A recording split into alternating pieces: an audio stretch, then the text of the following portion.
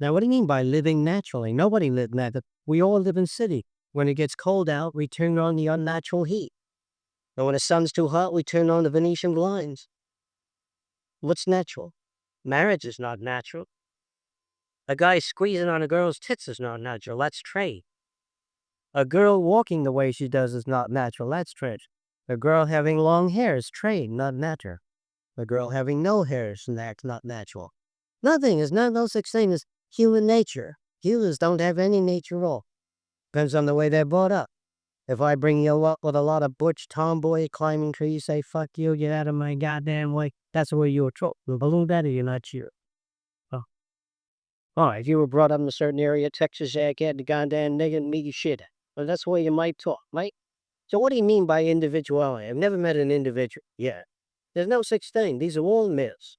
They're given to you to make you feel that you're something special. And who wants to make you feel that way? The control group. All people live under thought control.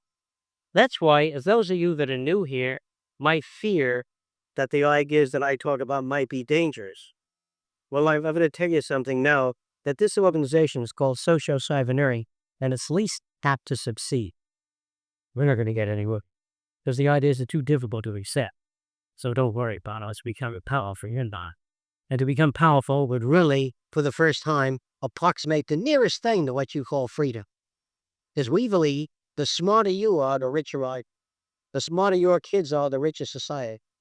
The better fed they are, the healthier they are, and the more loved they are, the less trouble in the world. Does that make sense to you? I mean, less trouble in the world. The more miserable people are, the more suffering, the higher the probability of war. If he drives a car and he can't afford a brake job, he can kill you in a car where you can afford a brake job.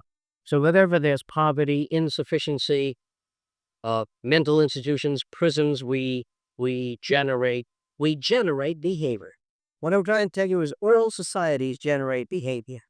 You go to a middle class or poor Cuban family and tell them something new or how to work Venetian blinds or hair conditioning, or they won't say the same. You go to New York and you talk to New York Italian kids and say, oh, some good, and that kind of voice. And you go to a Negro community and say, that's right, you're right. Well, the same. Because if you were brought up by Negroes, that's how you talk. If they spoke like that. And if everybody talked of it, say what doing the world, it would talk like.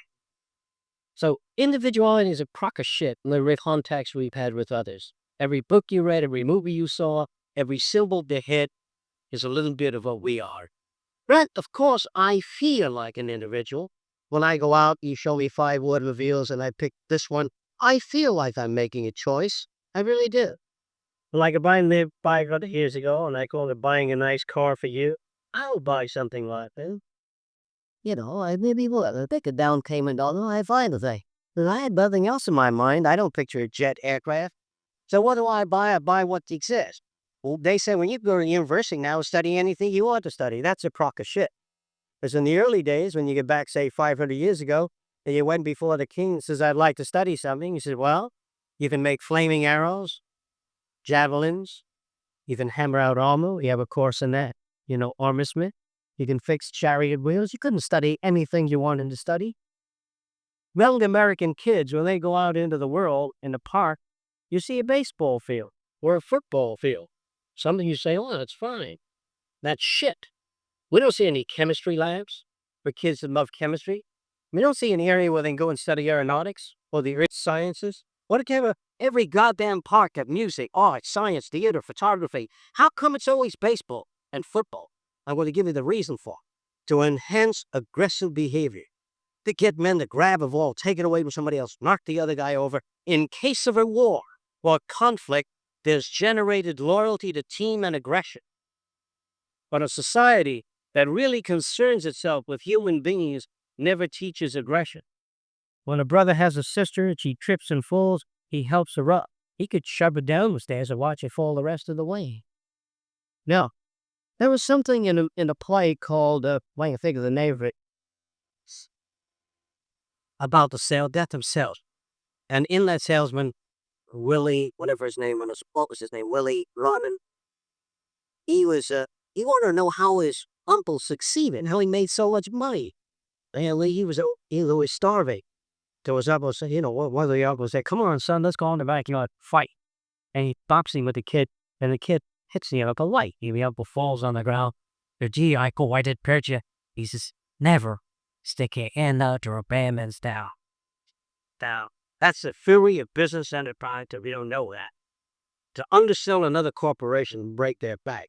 If you have a supermarket and I got 50,000 in the bank, if you sell stuff for 5 weeks or 3 months cheaper than I go out of business. So the whole theory of a shrewd businessman is to go to some Mexican player and say, "How much would you charge to turn out these plants?" And she says, 50 cents a piece. I said, "Make it 30 and I'll order 5,000. Make it 20 cents a piece or 15 cents a piece, then I'll order 30,000. And she has to hire people for $50 a day. So a shrewd businessman fucks the existence of other people. You admire successful people in this country. They are the meanest sons of bitches that ever lived. If you go out in South France and buy 50 acres for $10,000 and later sell it to 70,000, they call you a good businessman. No, all the values are twisted. But remember, it's easier to live with twisted values. It serves as self-interest. So if you're really self-interest centered, this is the philosophy. You go out into the world with your finger up everybody's ass on the smart and your hand on their shoulder. But if you understand what I'm talking about, this offers an alternative. Have the alternatives in the system are quite different. Now, before I go on, do you have any questions you want to ask me? Maybe I've said things that you don't agree